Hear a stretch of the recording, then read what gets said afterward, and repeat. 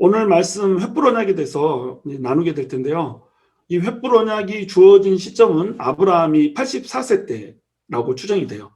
75세 때에 아브라함이 자식을 얻을 것이라고 하는 그 약속을 주셨고, 본토 친척 아비집을 떠나 내가 지시할 땅으로 가라는 명령을 받고 이제 가나안 땅으로 가는데, 본토 친척 아비집을 떠나지 못하고 아버지 데라와 함께 갔기 때문에 아버지 데라와 함께 하란에 머무를 동안에는 하나님이 다시 이제 나타나시지 않으신 거죠. 언약이 멈추는 겁니다. 그리고 나서 아버지 데라가 죽고 나니까 조카 롯을 데리고 같이 가나안 땅에 입성하는데 서로 이제 막 부딪혀요. 그래서 롯을 내보내고 나서 그때부터 하나님의 복이 임하기 시작하는 겁니다. 하나님께서 명령을 해주신 대로 조카 롯을 내보내고 본토 친척 아비집을 완전히 떠났을 때 복이 임하기 시작하는 겁니다. 너는 두려워하지 말아라. 나는 내 방패고 지극히 큰 상급이니라. 아브라함이 자기가 기른 사람들을 데리고 가서 롯을 납치해간 왕들을 쳐서 물리치고 막 이러잖아요. 그러다 보니까 이제 적들이 생기고 막 이러니까 두려워하겠잖아요. 주변에 이런 상황들을 두려워하는데 하나님께서 나타나셔서 나는 내 방패고 지극히 큰 상급이라고 말씀해 주세요. 하나님이 방패가 되시고 상급이 되주시겠다는 거죠. 그러니까 아브라함이 나에게 뭘 주시겠습니까? 자식 준다더니 자식을 아직도 안 주셨네요. 나한테는 지금 이 다메섹 사람 엘리에셀밖에 없습니다. 우리 집에서 어려서부터 길린 이 엘리에셀이라고 하는 사람을 내 상속자로 세우겠습니다. 지금 이 얘기를 하고 있는 거예요. 왜 약속을 하셔놓고 자식을 준다더니 안 주십니까? 이 얘기를 하고 있는 거죠. 그러니까 하나님께서 무슨 소리냐, 내가 약속을 했는데 약속을 한 건 내가 지킨다. 네가 84세지만 비록 늙었지만 반드시 네 몸을 통해서 내가 자식을 줄 거야 라고 이제 얘기를 하고 있는 거죠. 아브라함은 지금 자기 나이가 84세이기 때문에 이미 하나님께서 약속으로 주셨던 그 아들을 가질 수 있으리라고 하는 생각을 하지 못하는 거예요. 75세, 안 그래도 늦은 나이에 아이를 줄 거라고는 약속을 줬는데 지금 84세가 되도록 아이를 안 주고 있잖아요. 그러니까 포기해버리는 이런 상황인 거죠. 근데 하나님께서 나타나셔서 엘리에셀이 아니고 네 몸에서 날 자가 네 상속자가 될 것이라고 얘기를 해주는 거예요. 그러면서 이제 밖으로 쫙 데리고 나가서 별들을 다 셀 수 있나 보라고 이렇게 얘기를 하는 겁니다. 이 별들을 셀 수 없듯이 내가 너에게 셀 수 없이 많은 자손들을 주겠다 이렇게 얘기를 한 거예요. 아브라함이 이것을 믿죠. 그러니까 하나님께서 이것을 의로 여겼다고 이렇게 나와요. 이 시대에도, 구약의 시대에도 율법을 지키는 행위로 의롭다함을 얻는 것이 아니라 여호와를 믿는 걸로, 하나님께서 주시는 그 말씀을 믿는 걸로 의로 여기시고 있는 하나님을 우리가 볼 수가 있는 겁니다. 7절에 보시면 이 땅을 내게 주어 소유를 삼게 하려고 너를 갈대아인의 우르에서 불러냈다 이거예요. 갈대아 우르 지방에서 살고 있었는데 가나안 땅을 소유로 주려고 하나님께서 일부러 불러내셨다는 겁니다. 근데 가나안 땅은 이미 사람들이 살고 있잖아요. 이미 사람들이 주인이 있고 살고 있는 이 땅을 받을 거라고 생각을 할 수가 없는 거예요. 그러니까 하나님께 다시 얘기하죠. 소유로 받을 것을 무엇으로 알리까? 지금 보니까 가망이 아예 없는데요. 어떻게 이걸 알 수가 있습니까? 이렇게 이제 하나님께 물어보는 거죠. 그랬더니 하나님께서 언약을 세우는 거죠. 그래서 3년 된 암소와 3년 된 암염소와 3년 된 숫양 그리고 산비둘기와 집비둘기 새끼를 가져오라고 얘기를 해서 아브라함이 그 모든 것을 가져다가 그 중간을 쪼개고 쪼갠 것을 마주 대하여 놓고 그 새는 쪼개지 아니하였다 이렇게 나오는 거예요. 암소, 암염소, 순양, 제사 때 사용됐던 세 가지의 짐승을 가져왔죠. 그런데 3년 된 암소와 3년 된 암염소와 3년 된 순양 세 가지인데 전부 다 3년 됐어요. 3, 3 이렇게 계속 3으로 나가고 있죠. 3은 하나님의 숫자거든요. 삼위일체 하나님의 숫자 완전수 그게 3이에요.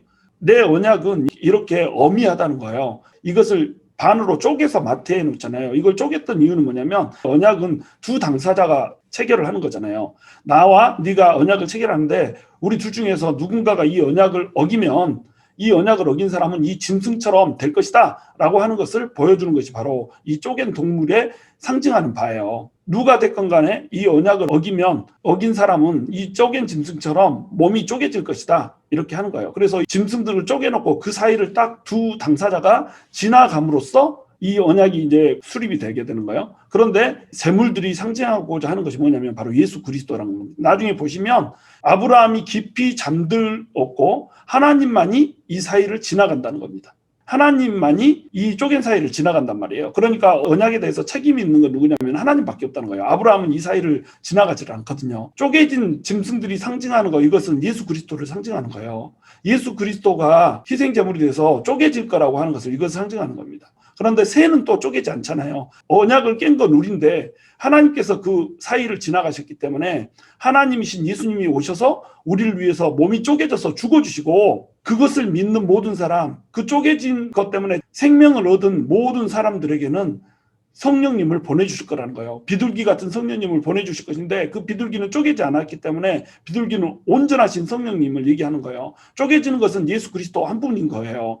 성령님은 쪼개진 예수 그리스도를 믿는 그 모든 사람에게 온전한 평화를 주고 온전한 안식을 주고 우리를 완벽하게 구원하시고 우리를 완벽하게 평화 가운데 안식 가운데 들어가게 하신다라고 하는 약속을 지금 주고 있는 거예요. 그런데 이것들을 딱 마주 대하에서 놓고 비둘기는 쪼개지 않고 놔둔 그 사이에 솔개가 그 사체 위에 내리는 거예요. 이 솔개가 상징하는 것은 이방 왕을 상징하는 겁니다. 특별히 애굽의 왕을 상징을 하는 거예요. 이집트에 가서 400년 동안 이제 그곳에서 이방살이를 하게 될 거라고 얘기하잖아요. 그러니까 솔개가 와서 언약해 놓은 그 짐승들을 먹으려고 내려놓는다. 이 말은 뭐냐면 애굽에서 이스라엘 백성들이 고난을 받을 것이다 라고 하는 것을 지금 보여주고 있는 거예요. 그리고 이제 해질 때에 아브라함에게 깊은 잠이 임하고 큰 흑암과 두려움이 그에게 임하였잖아요. 하나님을 향하여서 절규하는 이스라엘 백성들의 고통이 들려지지 않은 채 지나가는 그 시간들이 있을 거라는 거예요. 그 시간은 큰 흑암과 두려움의 시간이에요. 이 시간이 어떤 시간을 의미할까요?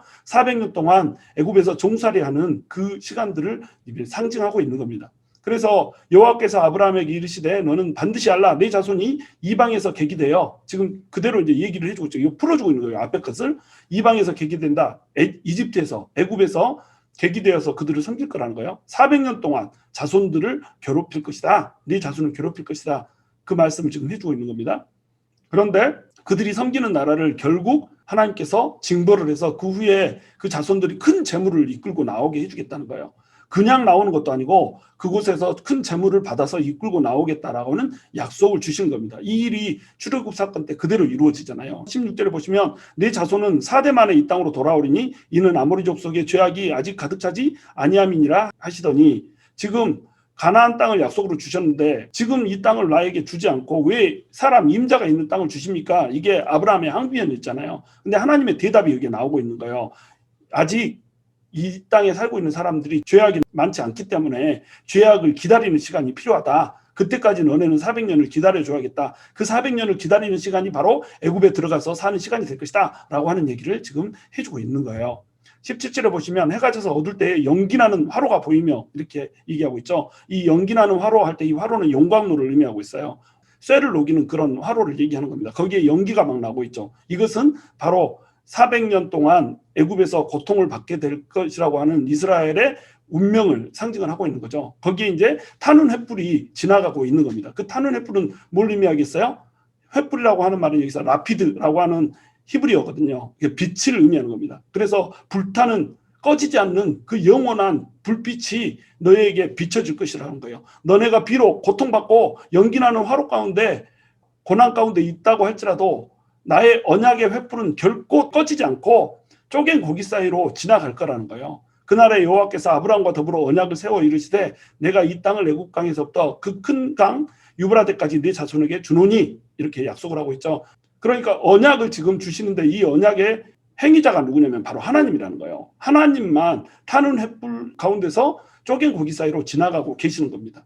타는 횃불이라고 하는 것은 하나님의 임재를 상징하거든요. 임재의 불빛, 불 가운데 하나님이 임재하시는 걸 상징하거든요. 자, 그러면 여기서 우리는 세 가지 포인트를 발견할 수가 있어요. 바로 아브라함의 하나님을 신뢰하지 못하는 모습입니다. 아브라함은 하나님께서 분명히 아브라함에게 약속을 주셨잖아요. 근데 믿지 못하고 엘리에셀이라고 하는 사람을 통해서 상속자를 낳겠다, 이렇게 이제 얘기를 해버리는 거예요. 그러니까 하나님이 그거 아니고 네 몸에서 난 사람이 나의 언약의 대상자가 될 거야, 이렇게 얘기를 한 거죠. 이 사건이 84세쯤에 일어났다고 그랬죠. 근데 85세 때 어떤 일이 벌어지냐면 애굽에서 데려온 이 하갈이라고 하는 여자하고 젊은 여자하고 잠을 자가지고 이스마엘이라고 하는 사람을 낳는 거예요. 이 하갈이라고 하는 사람과 잠을 잔 이유는 뭘까요? 사라를 통해서 자손이 낳아야 되는데 그 약속을 믿지를 못한 겁니다. 그러니까 내 몸에서 난다고 그랬으니까 사라 말고 하갈에게서 나면 되겠지 하고 하갈과 잠을 자버린 거예요. 또 이 아브라함이 신뢰를 못한 거예요. 하나님을 지금 하나님께서 그 아브라함의 믿음으로 그것을 아브라함의 의로 여겼더라 이렇게 분명히 얘기를 했음에도 불구하고 의로 여겨진 그 믿음은 어디로 가버리고 다시 흔들리는 거예요. 그것이 사람이라는 겁니다. 우리는 늘 흔들려요. 늘 헷갈리고 늘 흔들린 게 우리라는 거예요.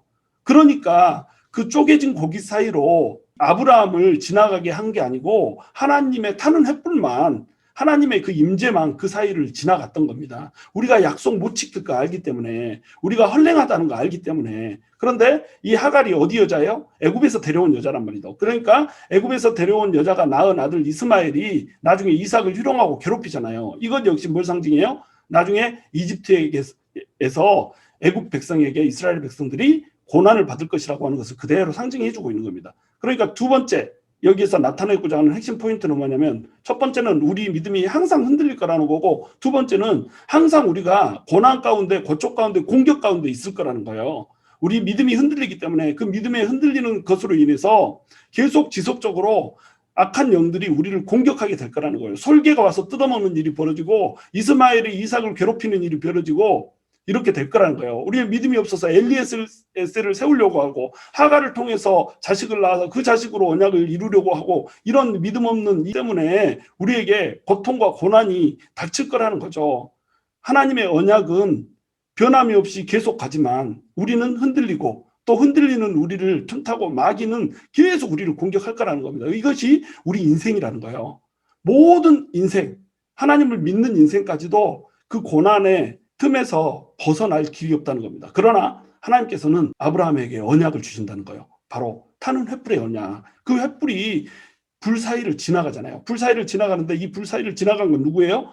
하나님밖에 없다고요. 하나님만이 그 불 사이를 지나갔단 말이죠. 우리 믿음이 약하고 우리를 비록 악한 영들이 공격한다고 할지라도 악한 영들이 흔들려서 늘 우리가 늘상 그냥 좌절하고 실망하고 아무것도 이루어지지 않을 것처럼 이렇게 낭망하여도 타는 횃불 하나님의 임재의 불꽃은 여전히 쪼갠 짐승 사이를 지나간다는 겁니다. 그것을 위해서 쪼갠 짐승, 다시 얘기해서 우리 예수 그리스도께서 쪼개임을 받았고 우리를 위해서 피를 흘려줬고 우리의 모든 고통을 당하면서 우리의 모든 질병을 감당하면서 채찍에 맞으셨고 창에 찔리셨다는 거예요. 못에 그 손가락에 구멍이 뚫렸다는 거예요. 그러니까 우리가 그 예수 그리스도를 믿기만 하면 이제는 온전케 하는 그 성령님, 쪼개지지 않은 그 비둘기로 표현된 이 성령님께서 우리 안에 들어오셔서 그 성령의 권능으로 우리를 회복시켜 주실 것이고 우리에게 성령님의 인격을 매추게 해주실 것이며 성령님의 능력, 성령님의 권능이 우리에게 임하게 하실 거라는 거예요. 그리고 이것이 타는 횃불이 꺼지지 않고 영원히 있듯이 어둠을 불사르고 그것이 빛을 내듯이 그렇게 우리에게도 어두움 가운데서 빛을 내게 해주실 것이고 우리가 언약 밖으로 벗어나지 않도록 하나님께서는 우리에게 구원의 손길을 베풀어 주겠다는 거예요. 그러므로 두려워 말라. 하나님께서 직접 우리의 상급이 되어주시고 우리의 방패가 되어줄 것이다. 지금 하나님께서는 이 횃불 언약을 통해서 우리에게 이 말씀을 해주고 계시는 겁니다. 하나님께서는 그 타는 불길로 임하셔서 우리에게 언약을 지키시고 우리를 구원하시기 원하세요. 비록 우리가 무너지고 우리의 실수가 늘상 있고 우리가 날마다 넘어진다고 할지라도 그리하여서 우리에게 늘 악한 원수 마귀가 우리를 잡아삼키려고 이리때처럼 또 우는 사자처럼 몰려든다 할지라도 하나님 앞에 붙들림 바 되라는 거예요. 예수 그리스도의 그 쪼개진 그것을 믿으라는 거예요. 성령님의 그 온전하심을 믿으라는 거예요. 쪼개지지 않은 그 비둘기 성령님을 의지하라는 거예요. 그러면 성령님께서 우리를 온전케 하시고 우리를 회복시키시며 우리에게 평화를 주실 거라는 거죠. 오늘 이 밤이 바로 횃불이 타는 밤이 되기를 원해요.